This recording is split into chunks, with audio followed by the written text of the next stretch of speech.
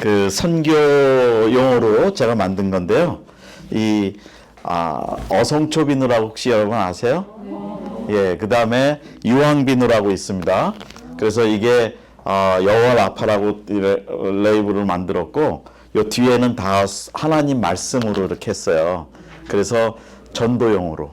그래서 이 안에 그 교회에서 본인 목사님 그 설교를 QR 코드로 만들어서 넣고, 여기다가 또 카드처럼 해서 from to 해서 누가 누구에게. 그래서 이거를 복음화 시켜서 선교 전도용으로. 그래서 제가 제일 먼저 생각했던 거는, 저는 이제 케냐에 있었어요. 근데 케냐에서 스와힐리어로 사부니 그러거든요, 비누를. 근데 거기에 가니까 길가에 큰 간판들이 있었는데, 이 비누를 쓰면은 피부가 하얘집니다. 그래가지고 그게 대박이 났어요, 진짜로. 그 케냐 사람들이. 그래서 이 선교를 좀 이렇게 실용화시키는 라이프 미션이라고 그래서 선교 생활화를 하는 아이디어로 제가 비누를 우리 선교회에서 선교 공방이라는 이제 플랜이 하나 있는데, 거기서는 뭐 이렇게 손으로 할 수 있는 것들을 해요. 우리 권사님들 뭐 이런 분들 모아서. 그래서 거기 뜨개질도 하고 뭐 수세미도 만들어서 보내드리고, 막 이제 나중에 말씀드리지만 손으로 텐저블하게 만질 수 있는 선교 해보니까 권사님들이 만지는 선교사님이 계세요. 그래서 거기다가 집중해서 보내드려서 이거 하나가 10불로 헌금을 하면 선물로 드리는데, 여러분은 돈 안 내셔도 돼요. 5불이면은 이만한 빵이 하나가 1불인데 그게 5-6명이 먹어. 4-5명이 먹어요. 그래서 그걸 가지고 쪽복음 넣어서 전해주는데, 물론 이제 돈은 2만 불 전체는 이거 갖고 모은 건 아니고 또 따로 모금이 돼서 보내고도 했는데, 이거로도 저희가 충분히 모금이 돼서 보냈어요. 그래서 여러분은 우선 이거를 한번 활용해 보시라는 거예요. 여러분 선교지에서 수제비누 만드는 거 간단해요, 생각보다. 그리고 이제는 그런 선교화 시키는 거, 우리 젊은이들도 이따가 더 말씀드리지만, 이제는 텐저블한 거 아니면은 이 선교가 이론화 갖고는 안 돼요. 제가 우리 2세들 사역을 20년을 했고 44나라에 우리 단기팀을 모빌라이즈해서 한 LA 지역에 한 200교회를 제가 EM 애들 모아서 단기 선교 보내고 훈련하고 그랬습니다. 근데 갔다 오면 애들이 변하잖아요. 자기가 피부로 느끼고 체험한 것처럼. 근데 지금 코로나 상황에서는 이제는 현장을 가기도 어렵고 다니기도 어렵잖아요. 그런데 할 수 있는 방법이 있습니다. 내가 뭔가 만짐으로, 뭔가 느낌으로 선교와 연결된다는 감을 주면은, 이거는 세대와 상관없이 해요. 2세들도 할 수 있는 것들이 많이 있습니다. 그건 나중에 좀 더 시간이 되면 말씀드리고요. 그래서 오늘은 이거를 하나씩만 좀 받아주시면, 우리 김장생 선교사님이 가방 들고 다니시면서 하나씩, 거기에 어성초하고 유황이라고 있는데요, 하나씩 받아주시고, 나머지는 제가 또 다른 분들 좀 선물로 드려야 돼서, 그리고 여러분이 여기 교회에 계시면은 교회에서 충분히 여러분들이 교회에서 수제비누 클래스 만들어서 성도님들 훈련해서 주위에 전도용으로 쓰실 수 있고요. 선교지에서는 쓰실 수 있어요. 또 그렇게 선교화 시키면서 하실 수 있고, 그러시면 좋을 것 같습니다. 네. 자, 그러면 이제 시작을 좀 하겠습니다. 제가 시간은 걱정하지 마시고요. 제가 시간에 맞춰서 마칠 거고요.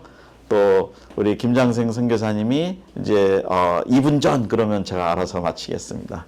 그래서 저는 오늘 이렇게 나누고 싶은 내용이 뭐냐면, 제가 케냐에서 마사이 부족에서 아까 선교의 비현실화를 하나 예로 들으셨는데, 저는 진짜 아주 그 프리미티브한 원시적인 상황에서 좀 생활을 해봤어요. 그래서 저희 집 앞에 밤에 사자가 지나가는 거 정말 제 눈으로 봤습니다.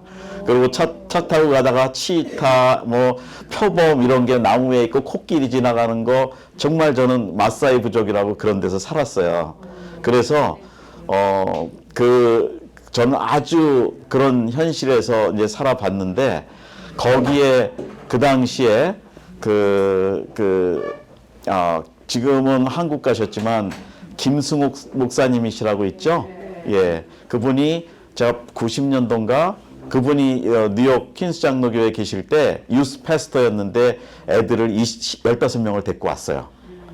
그리고 6주를 했어요. 저는 누구든지 그때는 초창기라 한국에서는 안 왔고 미국에서 주로 왔는데 그때 저는 약속을 했어요.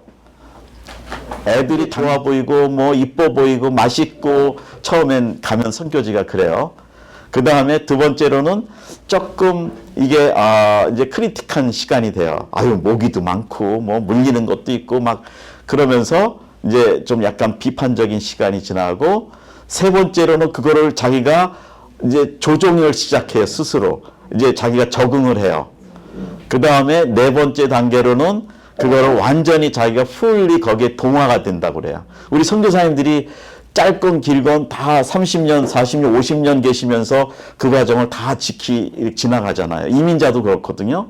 그래서 그런 과정을 통해서 2세들이 단기 선교를 할 때 저는 2주 코스도 물론 짧은 사이클로 4단계가 지나가지만 충분히 그 단계를 이렇게 지나가면서 애들이 자기 마음에 그 미셔널라이즈, 선교화가 되는 과정은 그것이 시간이 필요하다는 거예요. 그래서 단기 선교를 아까 우리 김성 교사님 말씀하신 것처럼 5.9회라고 그러셨나요? 그 최소한 5번은 가야 아이들 마음에 선교화가 시작된다는 얘기였거든요. 그러니까 그런 과정이라는 거는 이 미션 모빌라이제이션, 선교 동원은 시간이 필요하고 그 선교 동원의 그 과정에서는 4단계가 필요해요. 지금 우리 여기 교회 성도님들이 선교에 대해서 도전을 받을 때도 처음에는 굉장히 흥미가 있고 선교사님들이 하는 간증에 대해서 굉장히 좋다가 어느 순간 되면은 선교사님들이 많이 올수록 비판이 시작돼요. 저분 저런 얘기 또 하네 막 그러다가 어느 순간엔 자기가 정말 선교가 되거든요.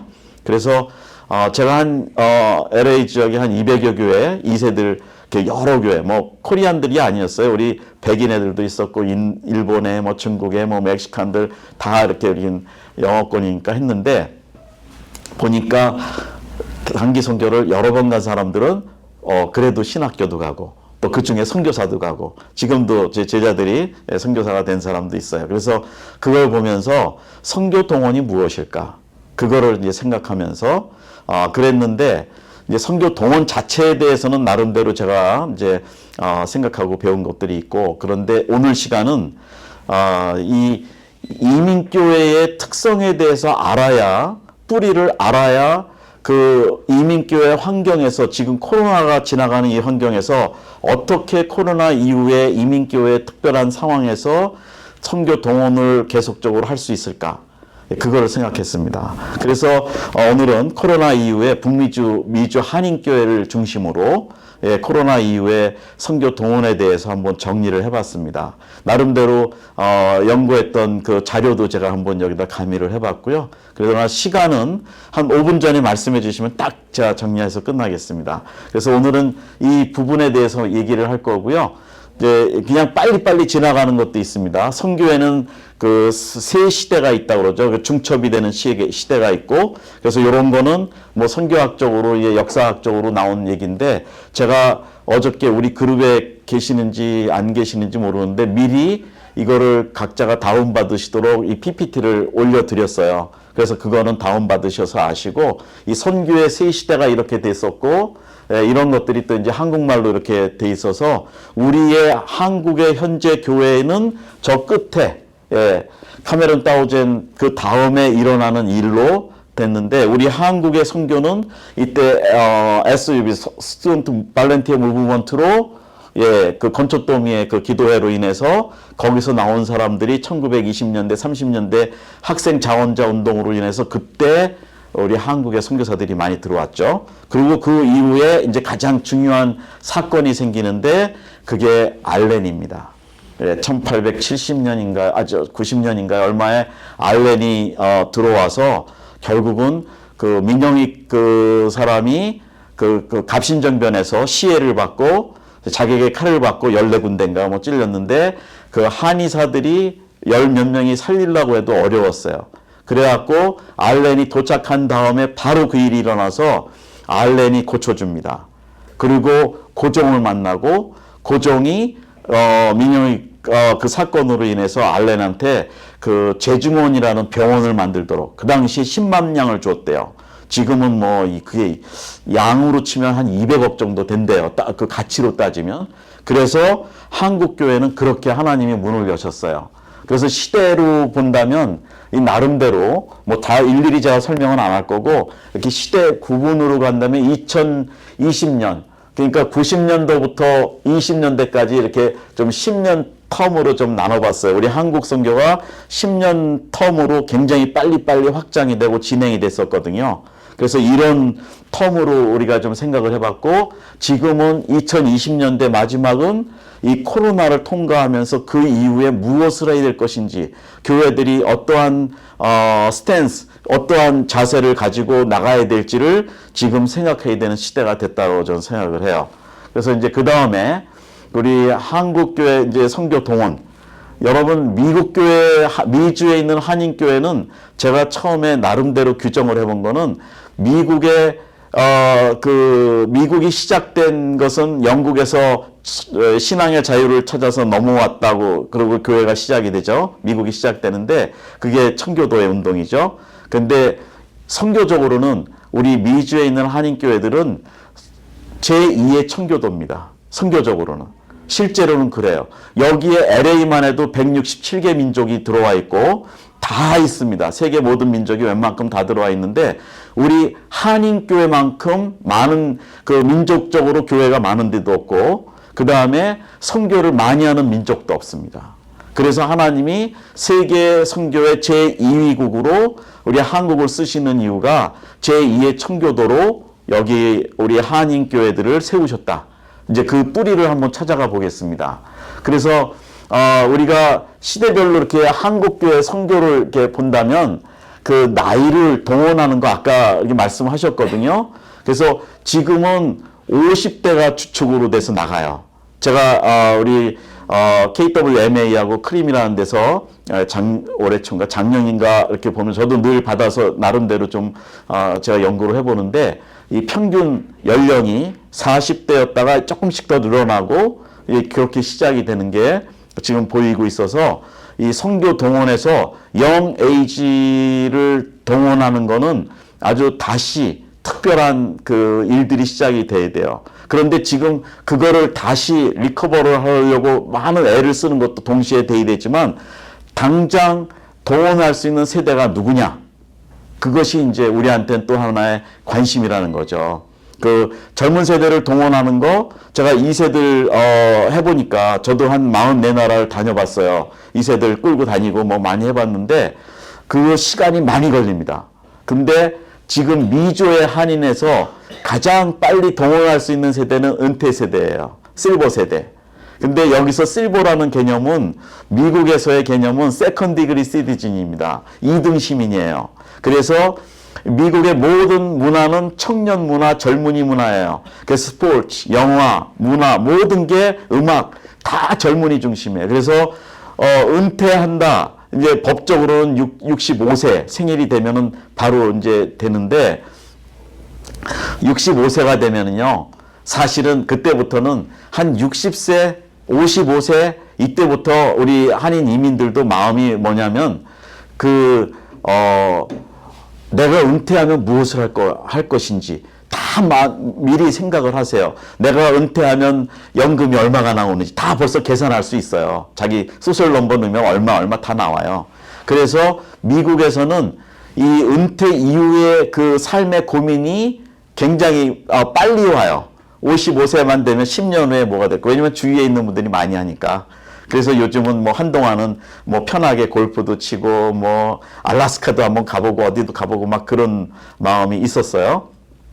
그런데 이제는 교인들이 미주 한인교회의 특성이 지금 4,600교회가 있어요. 근데 거기에 60%가 교회가 큰 교회는 좀 젊은이들이 많지만 이 중소형교회 이하는 그 교회의 60%가 60대 이상으로 교인들이 지금은 이렇게 앉아 계신데요. 그러니까 이민이 처음에 많이 활발하게 시작된 데가 1970년대 조금 되다가 80년대 확 열리고 90년대에 올림픽 이후에 많이 열렸어요. 그러니까 그때부터 30대 오신 분들은 지금 60대가 된 거예요. 그러니까 더 이상 이제 이민이 많이 안 오거든요. 그러니까 우리 한인교회 이민 세대의 나이는 평균 60이 넘어가고 있다는 거예요. 근데 이 세대가 지금 그러면 육신적으로 병이 많은 세대가 될 수는 있는데 아주 건강합니다. 그리고 미국의 이 그 시스템이 메디칼은 캘리포니아인가 그리고 메디케어 뭐 이런 시스템으로 잘 돼 있어요. 그래서 3개월에 한 번씩 그거로 약을 주는데 자기가 그 의사가 이렇게 처방해주면 그 약이 3개월마다 와요. 저는 지금 이제 그 약도 사랑의 약 운동으로 하려고 그래요. 받아놓고 다 복용을 안 하고 남은 것들은 다 모아가지고 선교사님들 아프시다 그러면 다 보내드리려고 해요. 이제 그것도 사랑의 약 프로그램으로 지금 시작을 했고요. 그러니까 미국의 시스템은 이 노인 세대가 선교에 참여할 수 있는 자원이 되는 세대예요. 근데 이분들은 한인 그 이민자의 특징이 뭐냐면 다 그 피지컬 워크, 그 손으로 하는, 몸으로 하는 일들이 많이 돼 있잖아요. 캘리포니아도 뭐 다 아시는 얘기겠지만 세탁소 꽉 잡았고요. 예, 그런 거 막 몸으로 하고 또 가드닝 옛날에부터 해서 가드닝 꽉 잡았고요. 뭐 하여튼 손으로 하는 거 자동차 정비, 미용실 뭐 다 해요. 그렇기 때문에 이분들이 한국에서 공부도 많이 하신 분들이 오셨죠. 근데 이분들이 그 몸으로 하는 일들에 굉장히 익숙해 있고 그래도 영어를 국제화된 그 감각도 좀 있고 그래서 이분들이 전도하면은 이 선교하면은 굉장히 가능성이 높고 그리고 중년 세대를 요즘은 유엔에서 85세까지 규정을 했죠. 그래서 85세는 중년이라고 요즘 그래요. 86세부터 노년으로 들어갑니다. 여러분 옆에 계신 분들이 지금 청년이세요. 예. 그러니까 여러분 이제 끝났다고 생각하지 마시고요. 예, 그렇게 가면 됩니다. 그리고 이때의 우리 지금 문제는 이 아까 잠깐 우리 저 그룹에서 나온 얘기지만 이 비대면의 장점도 있어요. 온라인이라는 장점도 있고 그래서 더 네트워크가 활발하게 되고 그러지만 가장 큰 약점은 이게 교회는 가장 큰 특징이 펠로우십 에너지거든요. 그게 미셔널 에너지로 바뀌게 돼 있어요. 그래서 교회 안에 그 에너지가 막 만나면 활발해지고 얘기가 되고 막 그 대면 문화. 근데 비대면이 돼버리니까 펠로우십 에너지가 하나도 없어집니다. 이 선교 미셔널 에너지는 어디서 출발하냐면 펠로우십 에너지에 출발해요. 제가 그 교회들 동원하고 해보니까 그런 것들이 될수록 그게 움직여져요. 근데 지금 코로나의 아주 약점이 뭐냐면 이 교회 안에 미셔널 폴스 그러니까 펠로우십 에너지를 죽여버리는 일을 지금 영적으로 하고 있어요. 그래서 만나서 여러분 줌으로도 우리가 많이 얘기를 하지만 줌은 솔직한 얘기로 비인격적 관계가 됩니다. 그냥 얼굴 보고 의사소통 정도지 인격적인 관계로 뭐 그 릴레이션십 어저께도 그 얘기를 했지만 그런 거로 진행되는 시대가 아니에요. 그러니까 교회가 지금 잘못하면은 물론 온라인상에서 네트워크는 활발하게 돼서 여태까지 만나지 못했던 사람 온라인에서 만나서 대화하고 하지만 그 대화는 5분, 10분, 1시간이지 진짜 인격적으로 같이 커피를 마시면서 식사 같이 하면서 인격적으로 얘기하고 대화하는 것이 안 되잖아요. 그러니까 지금 우리가 속고 있는 겁니다. 이 선교의 그 운동은 대면으로 해서 그 펠로우십 에너지가 살아나야 된다는 거예요. 예, 그렇게 되는 거고, 예. 그리고, 하여튼 온라인의 문제들도 우리가 장점도 있고 단점도 있다. 그래서 무조건 지금 이거를, 긍정적으로만 바라보지 말고, 우리가 선교 동원이라는 차원에서는 이것이 어떤 것이 좋은지, 어떤 것이 나쁜지를 아주 냉정하게 우리가 파악하고 시작을 해야 된다. 예, 그런 생각이 들고요. 왜 안 가지? 예. 자, 이제 시작합니다. 이거 본격적으로 들어가는 건데 빨리빨리 지나갈 거예요. 여러분, 예수님이 제일 먼저 하신 사역이 뭐죠? 제자를 불러냈잖아요. 이제부터 내가 사람 낚는 어부가 되게 하겠다고. 예수님의 첫 사역은 저는 선교 동원적으로 볼 때는 동원하신 거예요. 제자 소수. 막 지금처럼 대규모 몇천 명, 몇만 명 모아놓고 도전하신 게 아니라 예수님은 한두 명씩 도전하시고 한두 명씩 모으시고, 그래서 동원 사역은 쉽지가 않아요. 아주 외로운 싸움입니다. 그 대규모에서 동원하는 게 아니라 한두 명씩 관계로 동원하는 거다. 선교 없는 그것은 그게 문제다. 그래서 구약에서는 주로 이제 그 안으로 구심적 선교라고 그래서 그 이스라엘 중심으로 사람들이 모이게 하는 것이 특징이었어요. 여호와를 중심으로. 그런데 신약에서는 예수님의 방법은 열방을 향해 나가라고, 그래서 그것이 그 원심력적인 선교라고 얘기를 해요.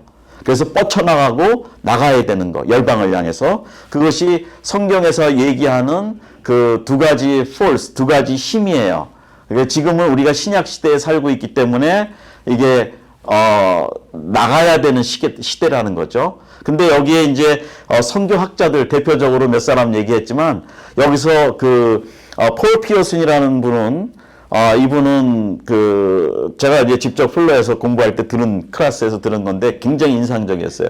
선교 운동의 특징은 변두리 이론이라고 이분 그러세요. 마지널리티 무브먼트라고 그래서 변두리에서 시작해갖고 중앙으로 힘이 올라가서 중앙을 뒤집어 놓는다고 얘기해요. 그것이 로마 시대의 특징으로. 그래갖고 탑다운이 아닙니다. 선교운동은 위에서 명령해서 조직하고 구조를 만들어주고 딱 내려가게 하고 퍼뜨리는 게 아니고, 선교는 변두리에 약하고 모자라고 힘없는 사람들이 중앙으로 끌고 올라가서 중앙을 뒤집어 엎는 겁니다. 이것이 대표적인 이론이고, 또 찰스 베냉게는 뭐라 하냐면은 교회의 특징을 두 개로 얘기해요. 두 가지로. 모이는 교회, 흩어지는 교회. 지금은 흩어지는 교회입니다. gathering for scattering. 그래갖고 모이는 이유가 헤어지기 위해서, 흩어지기 위해서. 지금은 코로나 이후의 시대는 흩어지는 시대예요. 그동안은 많이 모였습니다.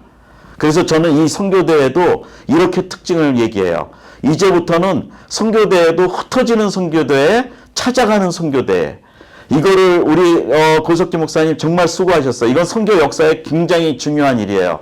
제가 정말 이건 얻음아야 정말 감사한 일인데, 이렇게 모이고 선교의 운동이 일어나게 한 것도 그런 분들의 초기의 그 리더들의 역할이었는데, 이제는 두 번째 코로나 이후는 찾아가자는 거예요. 지역별로. 이번에 이 교회에서 우리 하실 때 보니까 얼마나 좋아요.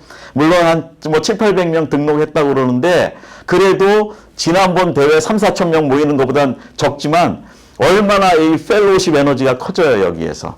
그러니까 이렇게 되면서 이 찾아가는 선교대회, 흩어지는 선교대회를 하면은 선교 동원에 효과가 있을 것이다. 저는 그렇게 생각을 하고요. 뭐 이제 다른 얘기는 그냥 지나가고, 예, 이민교회 뿌리 보시면 그 고종 황제가 아까 말씀드린 대로 이때부터 하나님이 그 이조 시대의 마지막 왕을 쓰세요. 한국 교회를 시작하는데 하나님의 기가 막힌 전략이 있습니다. 그 왕정이 끝나면서 마지막에 미국 선교사와 연결을 시켜놓고 이 왕정이 끝나게 돼요. 이조가. 조선시대가. 예, 그때 이 알렌이 친구가 존 대실리라는 사람이 나중에 연결이 되는데, 그때 하와이에 사탕수수가 막 일어나는데, 여러분 중세시대 기록을 보면은 이 설탕은 금값 이상이었다고 그래요. 실제로. 그때 향료 막 이런 것들이. 그래서 여러분 브라질, 그 뜻이 무슨 얘기인지 알아요? 저도 문헌에서 봤지만 브라질이라는 나무가 있다고 그래요. 근데 브라질이라는 나무는 원래는 그 이렇게 빨간색이 나는 염료를 쓰는 나무였대요. 거기서 뽑아내는 거. 그래서 그걸 브라질이라고 이름을 했고, 그 서방에서 그 염료를 뽑아내기 위해서 그거를 식민지화 시키는 겁니다. 그런데 또 다른 거로는 음식으로는 설탕이에요. 그래서 유럽의 그 강국들이 아마 IT라든지 서부 아프리카라든지 이렇게 사탕 수수를 재배할 수 있는 곳을 가서 재배를 시키고 그걸 가지고 뽑아내는 때였어요. 근데 여기에 우리가 연결이 되는 겁니다. 하와이의 사탕수수 농장에 인력이 필요하니까 우리 알렌을 통해서 그 사탕수수 농장에 그 사람들을 충원하기 위해서 왔는데 고종 황제가 보니까 돈이 되고 그러니까 불러줬는데 이때 그 수민원이라는 게 생기고 저게 직조라는 건데 저게 지금 여권이래요. 그래서 저걸 가지고 이제 보냅니다. 그리고 게리코라는 걸 타서 어저께 우리 백신종 목사님이 좀 나누셨는데 이 말씀이 사실은 조금 더 디테일하게 들어가면은 이게 딱 3년이 열려요. 3년이 열리면서 한 6,700명인가 6,735명인가 딱 들어와요. 이 33번의 배가 들어와서 이때 하와이에 5군데 농장이 있었는데 이제 다 퍼져요. 뭐 300명, 1000명 퍼지면서 거기에 특징이 뭐냐면 호놀룰루의 처음 첫 교회가 1903년에 1월에 들어와서 9월에 교회가 첫 교회가 생깁니다. 그리스도 연합 감리교회. 지금도 있어요. 거기에 그 인천 내리 감리교회가 교인이 60% 이상이 돼서 왔는데 거기에서 처음에 홍승화 전도사를 공식적으로 보냅니다. 이 자기 내리감리교회 교인들 관리를 위해서. 그래서 교회가 시작이 돼요. 그래갖고 처음에 오자마자 1년 안에 우리 북미주 한인교회는 이민자 1년 안에 교회가 세워졌다. 이것이 이제 그런 기록이고요. 왜였는데 그렇죠? 네. 예. 옆으로. 네. 아이고 어떻게 됐나? 잠깐만요. 다시 되네요. 네. 자, 그러면 이제 이때 사탕수수 농장은 이제 이렇게 시작이 됐고 이때부터 계약 기간이 있었대요. 하루에 60 몇 전 뭐 받고 허리를 피면은 진짜 노예처럼 맞았다고 그럽니다. 채찍으로. 그 정도로 심하게 노동을 했는데 계약 기간이 10년인가 15년인데 이때부터 계약 기간이 끝나면 이 사람들이 우리 그 선조 이민자들이 이 서부 쪽으로 올라오기 시작해요. 그래서 샌프란시스코라든지 이런 데 와서 그때가 좀 LA보다는 거기가 발전됐으니까 그래서 철도 놓고 중국 사람들이 이미 와 있었지만 그러면서 거기에 이승만, 안창호 이런 사람들이 한국의 독립운동을 하면서 이 사탕수수 농장 아직 있는 사람들은 돈을 모아서 독립운동에 돈을 보냈고요. 예, 그렇게 해서 시작이 됩니다. 그래서 여기 그 교회가 연도수로 개척이 된 수가 있어요. 쫙 있습니다. 그래서 LA부터 해서 쭉 되면서 나중에 이게 우리 교회들을 본다면 이제 이렇게 그 지도적 그 기간으로 제가 이제 구분을 해보니까 이렇게 되는데 이때 중요한 게 1988년에 시카고에서 MC대회가 처음으로 열리죠. 그 다음에 두 번째로 교회 네트워크로는 킴넷이라고 그게 2001년에 또 열려요. 20년 전에. 이렇게 해서 미주의 이 선교 동원 구조가 자리를 잡아가기 시작해요. 이렇게 하면서 예. 이러지.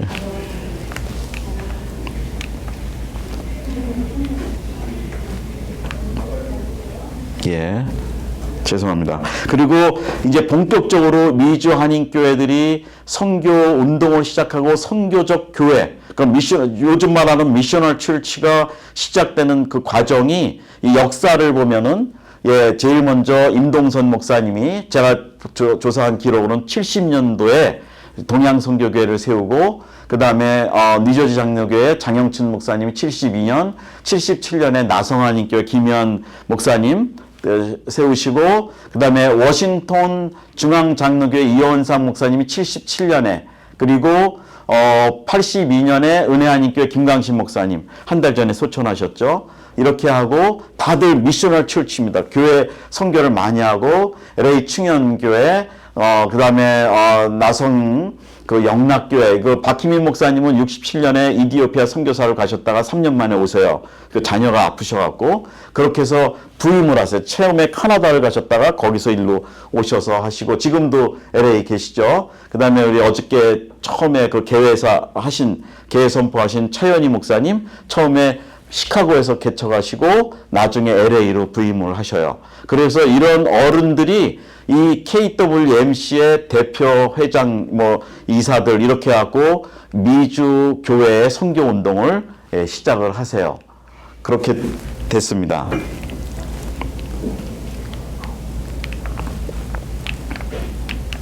됐어요? 예. 다시 거꾸로 다. 예. 자꾸 요거 어떤 단추를 눌러야죠, 목사님? 방향키 누르시고. 예? 요거? 네. 아. 예. 자, 미주의 지금 분포도가 이래요. 그 전체적으로 보면 이 코로나 전에는 4,600교회로 통계가 나왔는데 지금으로는 통계가 한 600교회 이상이 없어졌다고 그래요. 예, 그래서 그때의 4,600교회의 분포도 빨갈수록 교회가 많습니다. 그래서 캘리포니아에 한 1,200교회가 넘었고요.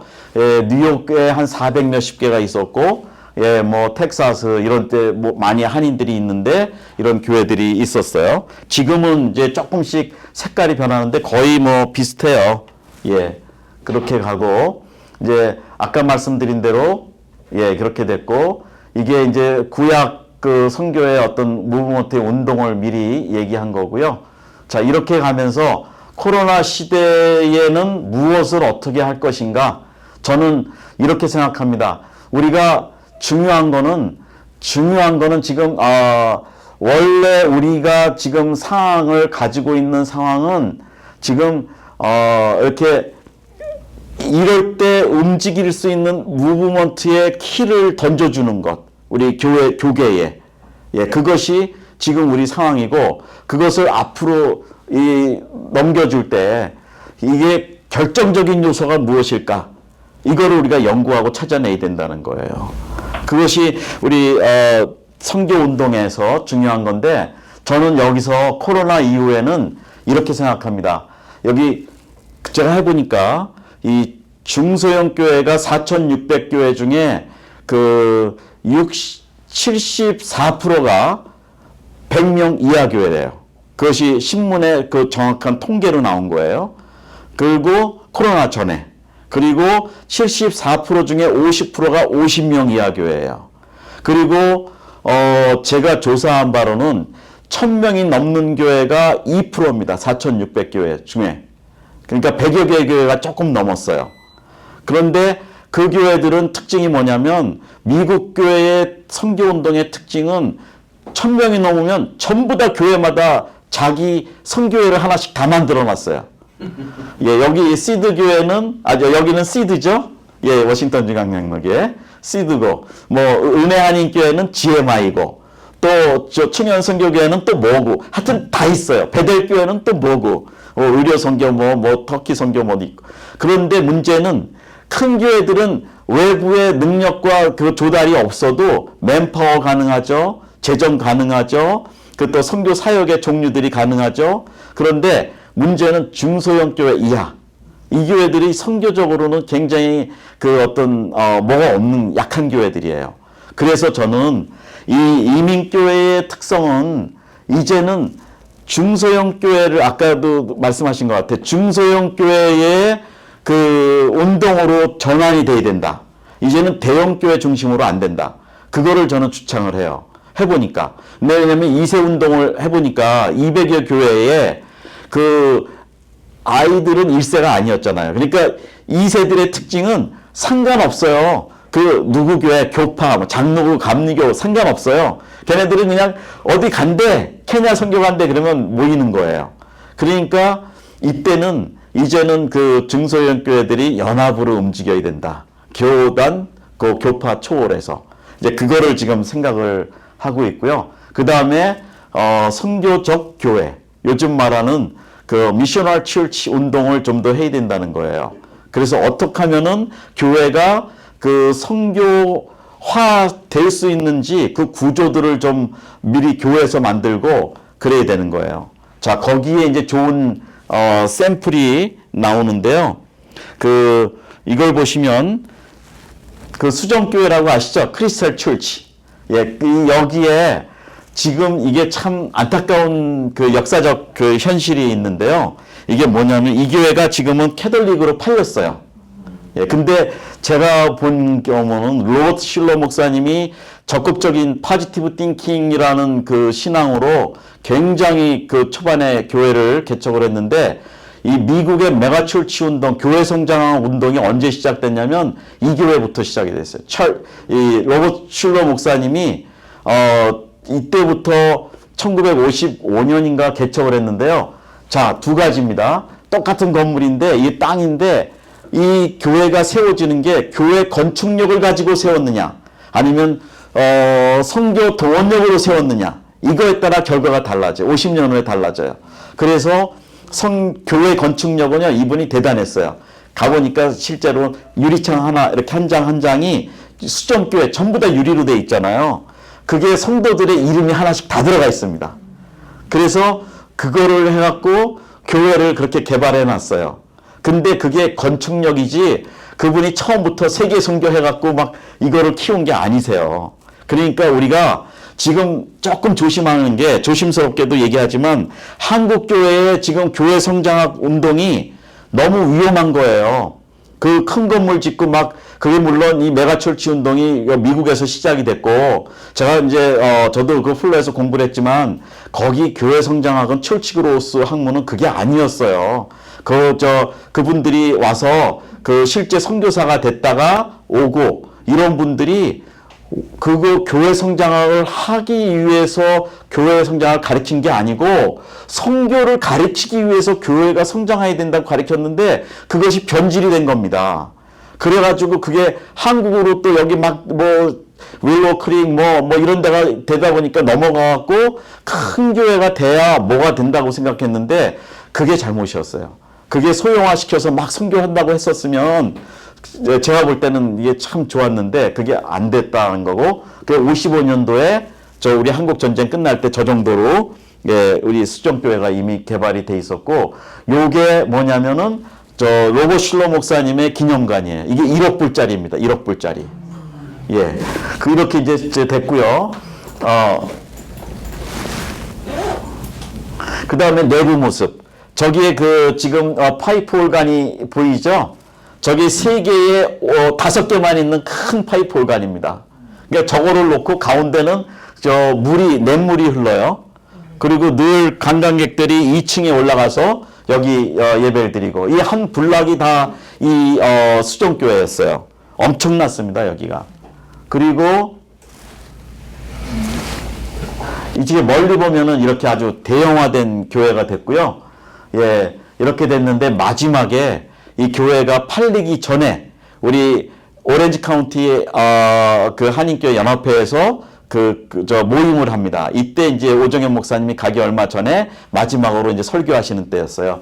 이것이 우리 한인들이 마지막 모임을 여기서 했고요. 이 교회를 거기 체프맨 유니버시티라고 있는데 그 크리스찬 학교에 근데 거기서 이걸 사겠다고 그러니까 로버 실러 목사님이 우리는 예배하는 곳이지 교육하는 곳이 아닙니다. 그리고 캐톨릭에다 5천만 불에 넘겼습니다. 예, 빌딩 하나만 해도 1억 불짜리인데.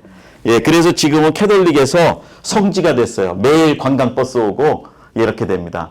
자, 이제 중요한 이론 이제 마무리되는 과정인데요. 이 얼음은, 빙산은 실제로 물 위에 떠 있는 부분은 10분의 1이래요. 9는 밑에 있고 1만 올라와 있어서 밑에 있는 얼음을 몰라요. 그렇기 때문에 저는 교회가 선교 동원을 한다는 거는 그게 위에 보이는 일부지 실제로는 그 교회의 잠재력 있는 능력 그것이 무엇이냐? 그거는 선교 동원력이라고 생각해요. 이 선교 동원력의 5가지는 제일 먼저는 목회자의 선교 지도력, 두 번째로는 막 넘어가네요. 이게 자동으로. 예, 죄송합니다. 하여튼 이 선교 동원력, 그 다음에 선교 공감력, 성도들이 선교 공감력을 느끼는 거는 선교사의 간증입니다. 예, 이거는 제가 이렇게 논문을 준비하면서 실제 리서치를 해보니까 성도들 마음에 가장 공감을 주는 거는 선교사들의 도전. 예, 요거고요. 그 다음에, 선교, 이제 동원력이 생겨요. 근데 이게 가장 중요한 엔트리 포인트가 쇼텀 미션, 단기 선교였습니다. 그래서 한국 교회가 단기 선교 활발히 되면서 선교사가 늘어났고, 많이 나왔고, 미국도 그렇고, 그 다음에는 이 선교의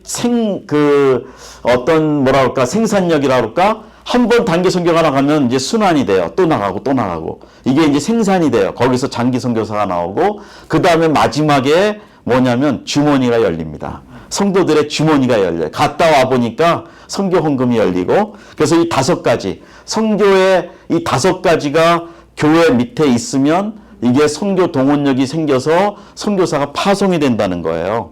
그래서 이게 그냥 되는 게 아니고요. 예. 예, 이 5가지가, 그래서 핵심은 목회자의 선교 지도력, 이거고요. 다만 선교사님들이 조심해야 될 거, 제가 해보니까 우리 아는 목회자들이 솔직하게 얘기를 해요. 우리 교회 선교사님들 오는 게 너무 무섭대요. 왜냐하면 초기 선교사님들이 오시면은 뭐를 동원하셨냐면 사람을 동원했어요. 우리 선교지에 이런 사람 필요하고 이런 사람 필요하고 그랬는데, 요즘 선교사님들은요, 오시면 죄송한 얘기인데 재정 동원이 첫째 목적이에요. 우리 이런 프로젝트 있습니다. 뭐 5만 불 프로젝트 있습니다. 그러니까 교회들이 우리 LA에 있는 그 한인교회 목사님들이 선교사가 무섭대요. 오는 게. 세워놓으면 돈. 그리고 뭐 평소에는 헌금 안 하는 성도가 그 얘기 듣고 막 10,000불, 20,000불 팍팍 주는데 선교사는 좋지만 목회자는 마음이 아픈 거예요. 그러니까 그런 것들을 통해서 우선은 저는 선교사님들한테 부탁의 말씀은 돈보다는 사람을 구해라. 사람이 가면 돈은 따라가게 돼 있어요. 그래서 저는 그거를 얘기하고 있고, 자, 이렇게 해서 이제 뭐 결론으로 보면은 이런 순환이 되는 건데, 제가 이제 결론적으로 얘기를 좀 하겠습니다. 시간이 뭐 다 돼가는 것 같고 느낌에. 그래서 이제 중요한 거로 제가 이게 간단한 게 설명들을 좀 했지만, 이거보다 진짜 제가 하고 싶은 말씀이 있어요. 여기에 이 5가지의 그 요소들을 제가 요거는 설명한 것들이고, 이제 문제는 교회들이 어떻게 하면은 그 선교를 할 수 있느냐. 거기에 제가 좀 이렇게 현실적으로 착안을 해본 게, 4,600교회, 지금 많이 없어졌지만 4,000교회라고 친다면 74%가 100명 이하고, 이제 중소형 교회라고 치면은 거기다 50명 이하가 또 50%라는데, 혼자서는 선교를 파송을 못해요. 그래서 이거를 같이 연합운동으로. 그래서 저는 이거를 중소형 교회 운동이라고 하다가 이거를 바꿨어요. 소형, 중형, 한인교회 운동. 그래서 한 5교회 정도가 같이 목회자들이 친하잖아요. 그러면은 한 교회에서 50불, 100불 헌금해서 하는데, 대상은 누구냐? 이제는 아까 말씀드린 대로 청년 세대, 단기 선교는 지금 너무 어려우니까 우리 은퇴하신 분들, 실버 세대, 이거를 저는 황금기라고 얘기해요. 이 황금기의 기원이, 이 말의 기원이 어떻게 생겼냐면, 여러분 최찬영 선교사님이라고 아시나요? 1955년도에 영락교회 파송으로 가셨고, 작년 10월 16일 날 소천하셨어요. 96세로. 근데 이분이 저희 선교회에 늘 오시고, 늘 가까우셨어요. LA 계시고. 그랬는데, 이분이 얘기를 하는 게, 황금 연못에 대한 어떤 영화를 봤는데 노부부 얘기를 하시더라고요. 그래서 하나님이 그 마음 저한테 아이디어를 주셔서 황금기 선교사 운동. 그래서 노부부들이지만 충분히 행복한 삶을 살 수 있는데, 우리 성도들의 찬스는 선교다.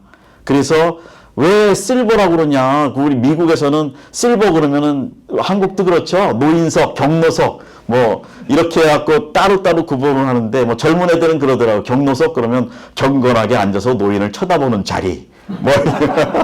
뭐 지하철에서 그러는데, 지금은 우리가 이 황금기 세대를 무시하면 안 돼요. 지금 은퇴하면 65세 은퇴하면은 아무리 못해도 20년은 유엔에서 보장한 청장년 시대가 돼 있다는 거예요. 근데 그게 미국은 이 보험이라든지 이런 게 잘 돼 있기 때문에 이분들이 평생 일했던 은사, 전문성, 지식, 지혜, 믿음 이런 거를 선교화 시키자는 거예요. 그래서 가실 수도 있고 여기서도 할 수 있고. 그런데 선교사님들은 제가 이제 현실적인 얘기를 많이 들어요. 아유, 노인들 오시면은 그냥 막 앉아서 뭐 시키고 뭐 운전해달라 그러고 시장을 가도 운전해줘야 되고 막 어렵게 힘들게 하신대요. 이제 그런 건 특별한 케이스고, 이제 미국에 있는 분들은요, 제가 볼 때 달라요. 다 열심히 운동하시고, 열심히 운전하시고, 정말 기술이 있고, 다 하실 수 있거든요. 그러니까 선교사님들이 중소형 교회의 황금기 선교사 운동을 초점을 두어야 된다. 이게 결론이에요. 이것이 되면은, 제가 볼 때는 지금 이렇게 되면은, 여러분, 할머니, 할아버지가 지금 선교지를 갔는데, 아니, 손자가 가만히 있겠어요? 기도하죠. 그래서 세대별로 따라가게 돼 있어요.